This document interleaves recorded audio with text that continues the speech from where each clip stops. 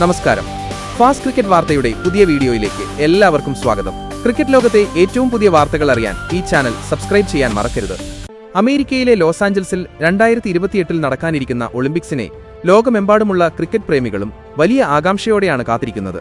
കാരണം അടുത്ത ഗെയിംസിലൂടെ ക്രിക്കറ്റും ഒരു മത്സര ഇനമായി ഗെയിംസിലേക്ക് മടങ്ങിയെത്തുകയാണ്.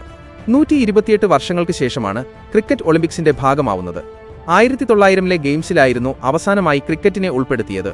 T20 ഫോർമാറ്റിലായിരിക്കും അടുത്ത ഒളിമ്പിക്സിലെ ക്രിക്കറ്റ് മത്സരങ്ങൾ. 6 ടീമുകളായിരിക്കും മെഡൽ മോഹവുമായി അങ്കത്തട്ടിലിറങ്ങുക. ഓരോ ടീമിലും 15 കളിക്കാരെ വീതം ഉൾപ്പെടുത്താനും അനുവാദമുണ്ടായിരിക്കും. ക്രിക്കറ്റിന്റെ വരവ് ഇന്ത്യയെ സംബന്ധിച്ച് ഏറെ സന്തോഷിക്കാൻ വക നൽകുന്നുണ്ട്. കാരണം ഉറച്ച ഒരു മെഡൽ സാധ്യതയാണ് ഇതോടെ തെളിഞ്ഞിരിക്കുന്നത്.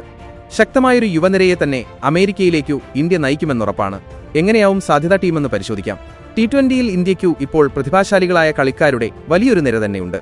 അതുകൊണ്ട് തന്നെ അവരിൽ നിന്നും ഒളിമ്പിക്സിനായി മികച്ച 15 പേരെ തിരഞ്ഞെടുക്കുകയെന്നത് ഏറെ കടുപ്പവുമായിരിക്കും. T20യിൽ ഇപ്പോഴും പച്ചപിടിക്കാത്ത യുവ സൂപ്പർ താരവും ടെസ്റ്റ് ഏകദിന ക്യാപ്റ്റനുമായ ശുഭ്മൻ ഗില്ലിനെ ഒളിമ്പിക് സ്ക്വാഡിൽ കണ്ടേക്കില്ല.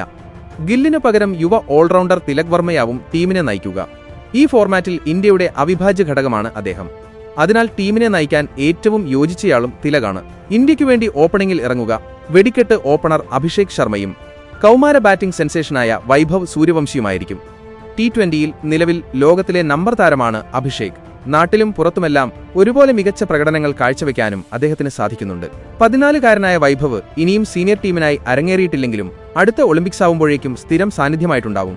ഇന്ത്യൻ ടീമിലെ ബാക്കപ്പ് ഓപ്പണർ യശസ്വി ജയ്സ്വാൾ ആയിരിക്കും. 3-ാം നമ്പറിലാവും ക്യാപ്റ്റൻ തിലക് ബാറ്റ് ചെയ്യുന്നത്. 4-ാം നമ്പറിൽ കളിച്ചേക്കുക ഓൾറൗണ്ടർ റിയാൻ പരാഗാവും. ഇപ്പോൾ ഒരു ഫോർമാറ്റിലും ഇന്ത്യൻ ടീമിലെ സജീവ സാന്നിധ്യമല്ലെങ്കിലും ഭാവിയിൽ എല്ലാ ഫോർമാറ്റിലും കളിക്കാൻ സാധിക്കുന്നയാളാണ് അദ്ദേഹം. 5-ാമനായി കളിക്കുക വിക്കറ്റ് കീപ്പർ കൂടിയായ ധ്രുവ് ജുറേലായിരിക്കും. മലയാളി സൂപ്പർ താരം സഞ്ജു സാംസണെയൊന്നും ടീമിൽ കാണാൻ തീരെ സാധ്യതയില്ല. 6-ാമതായി seam bowling allrounder Nitish Kumar റെഡ്ഡിയെ കാണാം. 7-ാമനായി കളിക്കുക സ്പിൻ ബൌളിംഗ് ഓൾറൗണ്ടറായ വാഷിംഗ്ടൺ സുന്ദറിനെ ഉറപ്പിക്കാം. 2 സ്പെഷ്യലിസ്റ്റ് സ്പിന്നർമാരായി കുൽദീപ് യാദവും വരുൺ ചക്രവർത്തിയും ടീമിൽ കാണും. സ്റ്റാർ പേസർ ജസ്പ്രീത് ബുംറയെ പേസ് നിരയിൽ പ്രതീക്ഷിക്കേണ്ടതില്ല. പകരം ഹർഷ്ദീപ് സിംഗും ഹർഷിത് റാണയുമാവും ഫാസ്റ്റ് ബൌളിംഗിന് ചുക്കാൻ പിടിക്കുക.